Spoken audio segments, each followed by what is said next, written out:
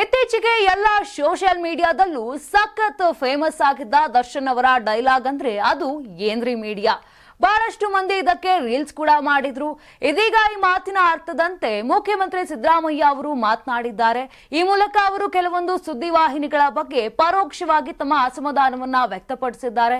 ಬೆಂಗಳೂರಿನಲ್ಲಿ ನಡೆದ ಪತ್ರಿಕಾ ದಿನಾಚರಣೆ 2025 ಹಾಗೂ ನಿಜ ಸುದ್ದಿಗಾಗಿ ಸಮರ ಸಂವಾದದಲ್ಲಿ ಮಾತನಾಡಿರುವಂತಹ ಸಿದ್ದರಾಮಯ್ಯ ಅವರು ನಿಜ ಸುದ್ದಿಗಾಗಿ ಹೋರಾಟ ನಡೆಸುವ ಸಂದರ್ಭ ಬಂದಿದೆ ಎಂದರೆ ಸುಳ್ಳು ಸುದ್ದಿಗಳು ಹೆಚ್ಚಾಗಿವೆ ಎಂದು ಅರ್ಥವಲ್ಲವೇ.